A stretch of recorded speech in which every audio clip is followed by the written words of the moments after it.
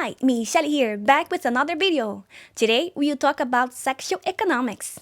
Sexual economics is known to be one of the most unromantic sociological theories ever invented by humankind.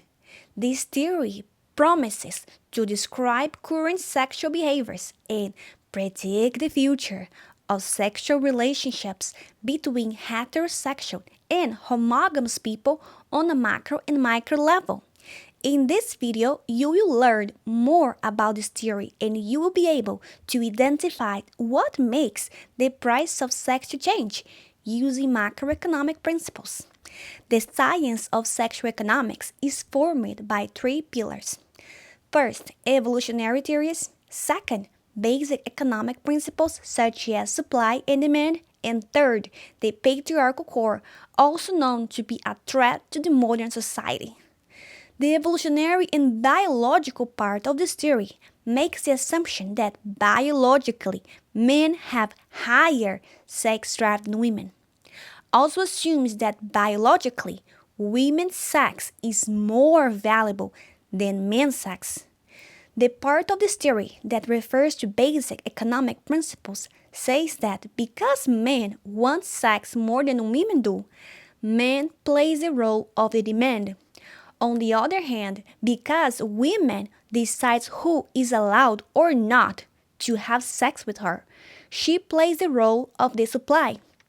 The third pillar of this theory is associated with patriarchal basis because, according to sociologists, the sexual relationships are economical or monetary not because women see themselves as a commodity, but because men see women as a commodity. Because the act of buying sex with money is something that men do, not women, and men do it without any remorse or guilt, while women are often opposed to it. In this sense, the patriarchal stance of this theory makes the act of trading sex for resources something very normal. What women would like to receive in exchange for sex? Well, most women actually prefer to receive cash.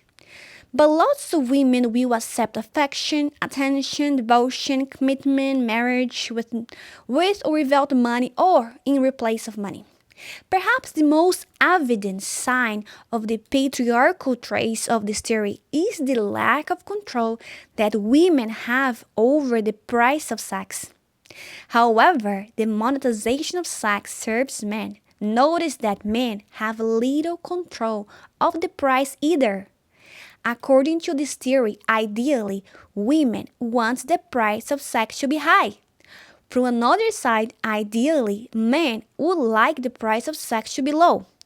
But if not women and if not men, who or what is actually in control of the price of sex? Now, this is the part where everything becomes more interesting. That's why I encourage you to subscribe to this channel, so you keep receiving valuable content like this. Now, back to the video. Now, we are going to identify the facts that influences the price of sex using macroeconomic principles. Macroeconomy is a science that studies global economic behaviors, studies as well local states and nations. It means that we are going to concern with the big picture here. And we're going to analyze sexual behavior on the large scale. Let's begin with the two biggest microeconomic factors. The first is the amount in numbers of the demand or the supply of an area. The second is the amount of resources available on a certain area. The first factor, the number factor, says that if the amount of the demand is higher than the amount of the supply, the price of sex will go up, and vice versa. Let me give you an example. Since men are the demand and women are the supply, countries where there is more men than women will have higher prices for sex. Notice that usually high-income countries have higher numbers of male population compared to women. But why? Well, once I read an article when I was in Brazil explaining Why, although the Brazilian rate shows that more baby boys are born than baby girls each year, the country had less men than women on average. The reason for that, according to that article, is because of Brazil's socio-economic challenges that make men in Brazil more likely to be killed by the police, more likely to be involved with criminal activities, and more likely to be suicidal, but also because Brazilian men engage in risky behaviors more often than women. The article said that a lot of baby Brazilian boys would not even pass the age of infancy because they would soon die from dangerous plays such as playing with fire, height, armed fights, diving in the water, and so on. Majorly, all the lower income countries have less men than women. The exception is the United States, where women outnumber men slightly on a ratio of 51.1%. In Chile, the rate is 97 men for each 100 women. In Mexico, there is 96 men for every 100 women.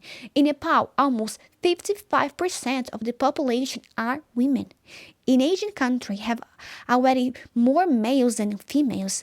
What a surprising fact to know that in Dubai, 75% of the population is male. The global average shows a ratio of 101 men for each 100 women. The size of the population of any country affects the sexual market more than you can imagine. In my book, The Green Card Chess Game, How to Win a Love and Marriage, I talk about how Ukraine used to have highly fertile soil, and for that reason, the country received the reputation of being the breadbasket of Europe. But during the wars between Russia and Ukraine, both countries lost a big part of its male population in combat. Suddenly, the marriage agencies saw an opportunity to expand their business. Very cunning. The marriage agencies started to advertise the immense disparity in number between men and women in Russia and Ukraine to attract foreigners interested in replacing those dead soldiers. They reported 10 million fewer men than women in Russia and 1.5 million more women than men in Ukraine. Men from all over the world, especially the US, took the bait right on the hook, and suddenly Russia and Ukraine become famous for being the bride basket of Europe. Now let's move on to the next thing responsible to alter the price of sex on a micro level. Well, this is of course the economic fact. This theory says that in the presence of poverty, women have very little option but to use their sexuality as a weapon to gather resources. In a place where she has no job opportunity and no access to education, she will charge more for sex. So, in the presence of poverty, the sex price would go up. On the other hand, in the presence of wealth, women have access to all their resources and all their options to make income. So she doesn't need to put a price on her sex. This idea suggests that in high-income countries, sex is liberal and cheaper. Those theory makers even blames women in high-income countries such as Denmark and Switzerland for being responsible for making men lazy. Because by providing sex freely, those women would kill the motivation in men to make money so he can pay for sex.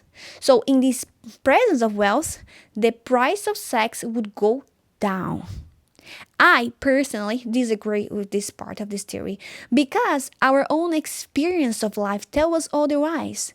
In real life, when women faces financial hardship, even knowing that the right thing to do and the most rational thing to do is to charge more for sex, on those conditions, however, women are more prone to give up sex for the least amount of money. I read a book once when I was in Brazil saying that in the US during the crash of 1929, women would provide sex for a piece of bread. Over the internet, there's a lot of pickup artists teaching men how to have unlimited sex with women from low income countries for free or for almost nothing. First, the man buys a cheap plane ticket, then he rents a cheap hotel, then he downloads a dating app and finds matches. He must let the girls know that he's from the US because in some cases he can even get free sex just by stating that. So he stays in the hotel hosting one girl after another. Yuck. Ugh. Most of those men are industrial or manual workers in the US and they could never afford sex in their own country, or they are not willing to pay anything for. Another misconception of this theory says that men who pays for sex is not willing to please women, while men who don't pay for sex tries to compensate with more affection. This is not true because in reality, men who doesn't pay for sex couldn't care less about women's well-being and not the other way around.